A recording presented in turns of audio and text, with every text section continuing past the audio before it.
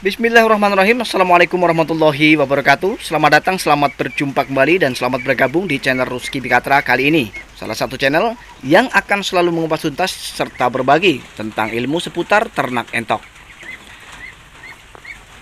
Dan saya rasa channel ini adalah channel yang sangat cocok sekali buat para pemula yang memang baru mau mengawali usaha peternakan entoknya di rumah. Karena selain membahas tentang ilmu seputar ternak entok, channel ini juga akan selalu memberikan motivasi-motivasi yang mana tujuannya agar teman-teman terhindar dari kegagalan di dalam menjalankan usaha peternakan entoknya di rumah. Tentu saja dengan pengalaman-pengalaman pribadi yang sudah saya kantongi selama ini, selama saya beternak. Kira teman-teman dan sahabat semua, jadi tema yang akan kita angkat kali ini adalah ternak entok semakin mudah dan untungnya melimpah. Ya, jika tahu cara ini atau jika menggunakan cara ini ya teman-teman. Nah, saya akan selalu berusaha semaksimal mungkin untuk selalu ya menyinkronkan antara judul yang saya pajang kemudian dengan isi video yang saya buat ya teman-teman. Nah, jadi karena kita akan membahas tentang cara yang mudah agar kita bisa mendapatkan untung yang melimpah di dalam usaha peternak entok. Jadi, mari kita mulai. Teman-teman dan sahabat semua, tidak jarang dari sahabat-sahabat dan teman-teman kita yang baik baru maupun yang sudah senior di dalam menjalankan usaha peternakan entoknya di rumah mengalami kegagalan. Nah, kemudian menurut saya dari kegagalan mereka itulah kita akan belajar lebih baik lagi. Ya, jadi kita akan menggali, mengkaji ya dan mengorek setiap kekurangan dan kelemahan-kelemahan mereka. Kenapa mereka bisa gagal? Kenapa mereka bisa bangkrut? Kenapa mereka bisa tumpur dan rugi? Ya. Ini yang perlu kita pahami teman-teman ya, khususnya untuk pemula. Meskipun saya sudah hampir 7 tahun ya, 6 tahun berjalan peternak entok, tetapi saya tetap menganggap bahwa saya itu pemula. Ya teman-teman, karena saya tetap akan terus belajar dan belajar. Jadi kembali lagi ke tema. Jadi ketika kita melihat salah satu dari sahabat kita ya, yang sudah peternak entok dan kemudian bolak-balik mengalami kerugian dan kegagalan, ya, silahkan ambil hikmah dari kegagalan mereka.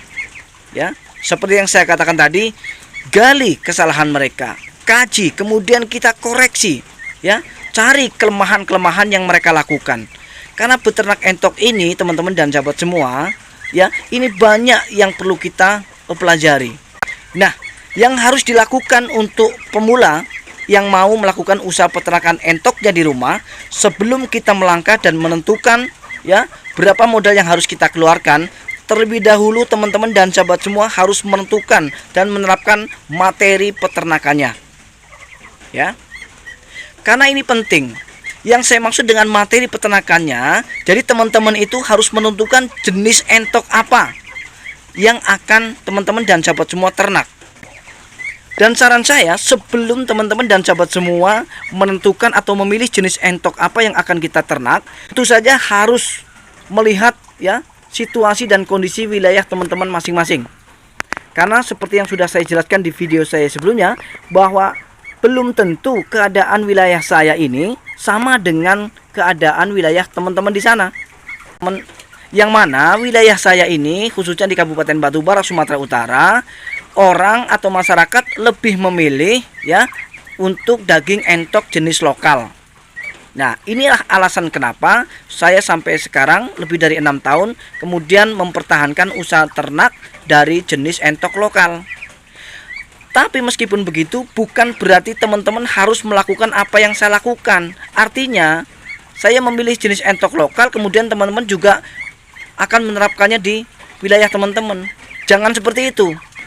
Ya, jangan seperti itu. Kalau masalah materi peternakannya, itu teman-teman tentukan sesuai dengan kebutuhan dari wilayah teman-teman masing-masing. Karena seperti yang sudah saya jelaskan tadi, bahwa keperluan dan kebutuhan masyarakat, kebutuhan orang di luar sana, itu tidak sama antara wilayah saya dengan wilayah teman-teman dan sahabat semua. Ya, bisa saja di wilayah teman-teman dan sahabat semua justru malah yang laku malah entok jenis jumbo atau bahkan mungkin rambon. Nah, kenapa saya prioritaskan? Kenapa saya bilang ini utama, ini penting, ya, ini penting. Nah, sebagai contoh begini teman-teman ya, sebagai contoh. Jadi ketika kita sudah niat untuk melakukan usaha apapun itu, katakanlah kita akan melakukan usaha jualan material bangunan misalnya, ya. Tapi karena kita hanya mengikuti prinsip angan-angan, yang mana angan-angan itu hanya kemudian bergantung kepada harapan, secara logika tidak masuk. Misal kita akan menjual material atau bahan-bahan bangunan, tetapi lokasinya kita terapkan atau kita tempatkan di hutan belantara. Apakah itu masuk akal dan apakah itu akan berjalan? Tentu saja tidak, teman-teman ya. Tapi menurut dari kita sendiri, karena kita mempunyai pandangan yang berbeda, anggapannya kalau saya buka toko bangunan di hutan belantara, maka nanti kalau memang Allah menghendaki laris, maka akan laris. Beda lagi dengan ilmu ketuhanan ya teman-teman. Ini prinsip kalau menurut saya. Yang mana prinsip yang kita kemudian pertahankan ini belum tentu sinkron dengan fakta di lapangan. Kira-kira begitu teman-teman. Karena menurut logika secara umum, ya, siapa yang mau beli bahan-bahan bangunan di hutan belantara? Ya teman-teman, kira-kira begitu. Ini gambaran sederhananya saja ya teman-teman. Nah, begitu juga dengan entok. Ya, kita tuh harus memahami terlebih dahulu sebelum kita bertindak untuk menentukan jenis entok apa yang akan kita ternak. Itu tetap kita harus survei dulu di pasaran. Ya, terutama di wilayah kita masing-masing. Ketika di wilayah kita peminatnya adalah peminat daging entok dari jenis jumbo, maka silakan beternak entok dengan jenis jumbo. Jangan bertentangan, jangan melawan arus. Karena kalau bertentangan nanti saya takutkan teman-teman dan sahabat semua nanti akan mengalami kesulitan di dalam memasarkan hasil ternak entok yang kita kelola. Saya sarankan dan saya tegaskan sekali lagi, pilih materi di awal, ya. Jadi kita harus bisa menentukan jenis entok apa yang akan kita ternak, tentu saja sesuai dengan hasil survei kita di pasaran. Karena saya yakin tanpa cara ini kita akan kesulitan sendiri di dalam memasarkan entok-entok kita ya, ketika kita sudah mengalami panen. Ya. Nah, kemudian yang kedua yang tidak kalah pentingnya, tidak kalah prioritasnya, ya. Teman-teman wajib memahami tentang manajemen pakan. Ya. Di dalamnya di situ ada yang namanya pakan-pakan alternatif yang wajib kita paham, yang wajib kita tahu, yang bertujuan untuk menekan biaya pakan. Karena wajib.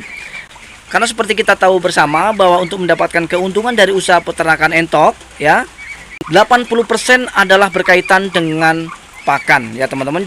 Jadi ketika kita tidak paham tentang pakan-pakan apa saja sih yang aman dan mudah didapat serta gratis untuk ternak entok, ya, tanpa kita tahu itu kita akan jauh dari yang namanya keuntungannya teman-teman. Nah, seperti yang saya lakukan seperti ini, ya.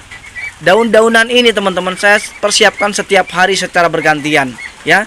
Jika pagi ini sudah saya kasih makan daun indigo vera misalnya dengan daun kates. Ini daun kates ya teman-teman.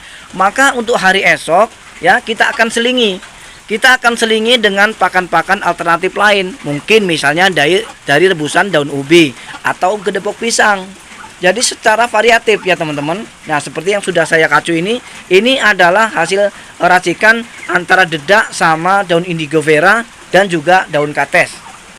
Nah, jadi tanpa menerapkan menggunakan pakan-pakan yang sifatnya gratis dan alternatif, saya khawatir teman-teman justru malah akan mengikuti jejak-jejak mereka yang pernah gagal di dalam mempertahankan usaha peternakan entoknya di rumah. Ya. Inilah pentingnya, 80% ditentukan dari pakan. Ya, asal teman-teman tahu. Saya obral murah yang namanya ilmu peternakan entok sesuai dengan pengalaman saya. Supaya nanti teman-teman juga bisa sukses ya, teman-teman. Nah, ini kenapa kemudian saya mengambil judul ya, ternak entok semakin mudah dan untungnya makin melimpah ketika kita tahu cara ini.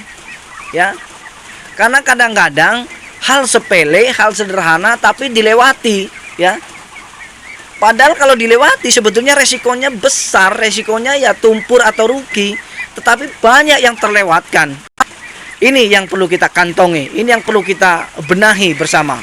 Nah, jadi pengalaman kegagalan dari sahabat-sahabat kita, ya, betul-betul harus kita jadikan sebagai guru utama, ya. Jadikan sebagai guru utama.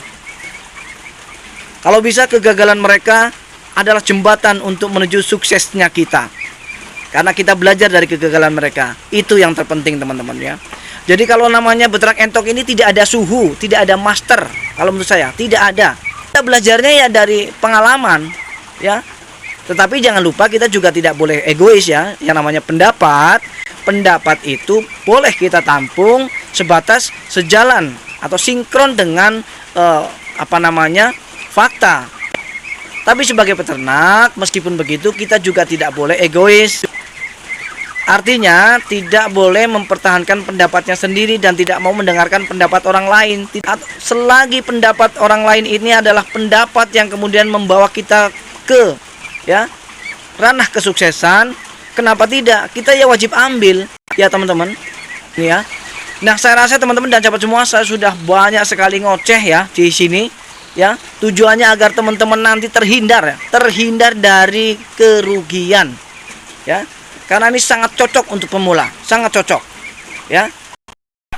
Nah, kesimpulan daripada video ini teman-teman dan sahabat semua, cara ternak entok dengan mudah agar untungnya melimpah, tentu saja kita harus melakukan dua hal, yaitu siapkan materinya di awal dengan tujuan agar kita tidak ada kendala di dalam pemasaran nanti. Dan kemudian yang kedua, kita harus paham betul tentang pakan-pakan alternatif yang bertujuan agar bisa dan membantu meminimalisir atau menekan biaya pakan.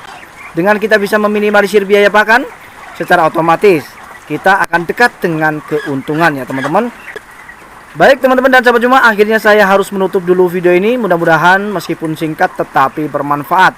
Sekali lagi, maksud hati hanya sebatas berbagi, yang mudah-mudahan teman-teman dan sahabat semua bisa termotivasi dan terinspirasi. Saya Rizky Bikatra undur diri, mohon maaf atas segala kekurangan. Kita akan berjumpa kembali di video-video Rizky Bikatra selanjutnya. Assalamualaikum warahmatullahi wabarakatuh.